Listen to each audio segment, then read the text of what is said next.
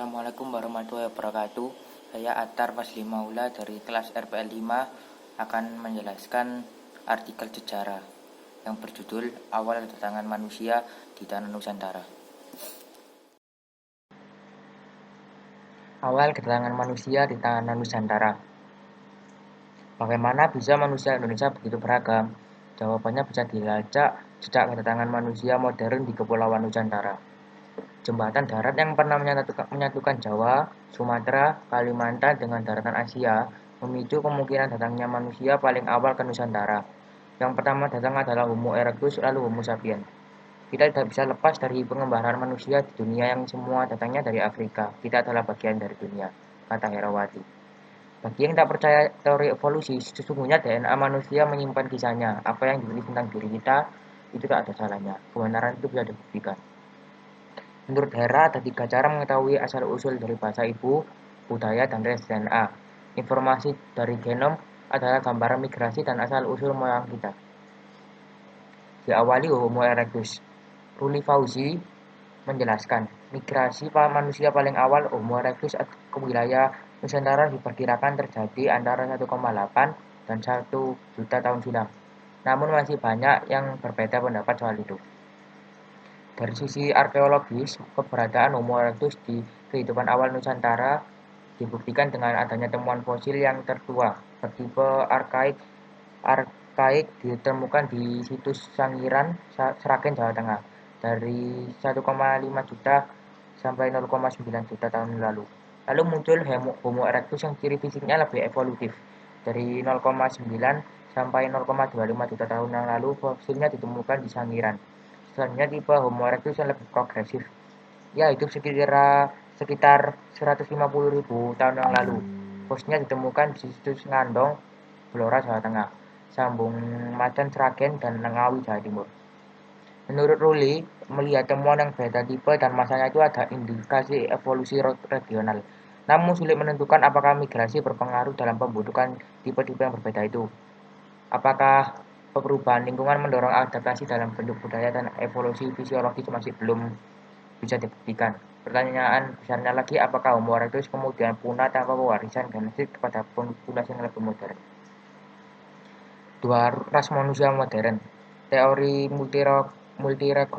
multiregional membantah pertanyaan itu. Pendukungnya meyakini kalau manusia yang secara anatomis modern berevolusi dari para pendahulunya, yaitu Homo erectus di masing-masing wilayah. Peter Birwood, dosen arkeologi di Sekolah Arkeologi, menjelaskan, di antara yang sepakat adalah sebagian besar orang paleoantropologi Tiongkok. Hipotesis evolusi kesinambungan multiregional menganggap sisa-sisa peninggalan di Tiongkok secara morfologis berada pada garis evolusi yang menurunkan orang Mongoloid modern tanpa intrusi yang berarti. Jelasnya, sementara teori tandingannya meyakini kalau penjelajahan yang dilakukan Homo erectus ke seluruh dunia itu adalah pertama kalinya bagi spesies homini pergi keluar benua Afrika.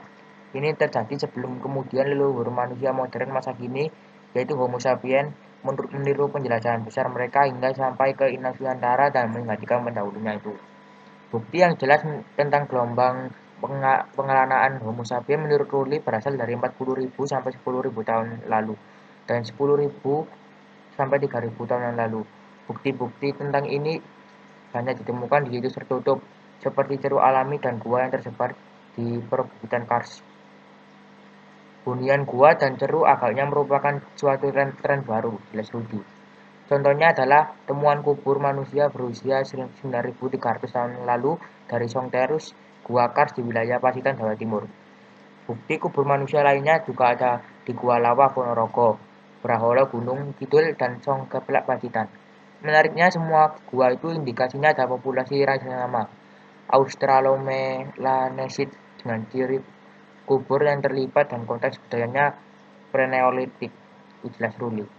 Bollywood menjelaskan Australoid dan Australomelanesid adalah salah satu dari dua ras utama Homo sapiens yang meninggali Kepulauan Nusantara. Selain Australomelanesid, ada pula ras Mongoloid atau lebih khusus Mongoloid Selatan.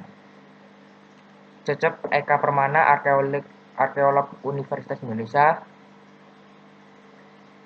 dalam tinggalan budaya Proto Melayu dan Deutero Melayu di Indonesia dan Malaysia dan dampaknya pada penguatan kebudayaan Melayu kini yang disampaikan di seminar antara bangsa perantauan Sumatera, Semenanjung Malaysia, Sabah dan Sarawak di University Science Malaysia Penang, Malaysia pada 2012 menjelaskan perbedaan kedua ras itu.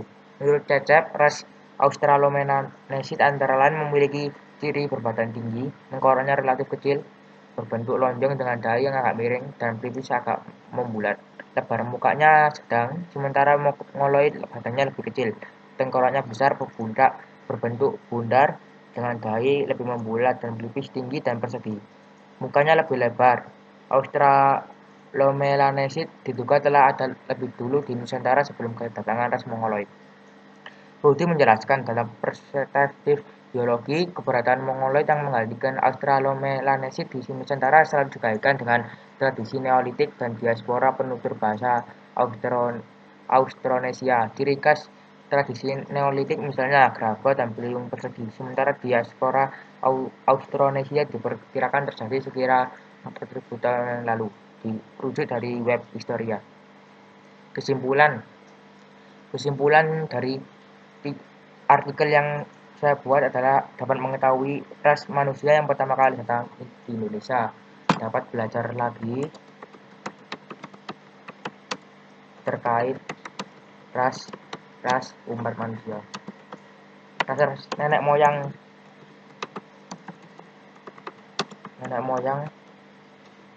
umat manusia.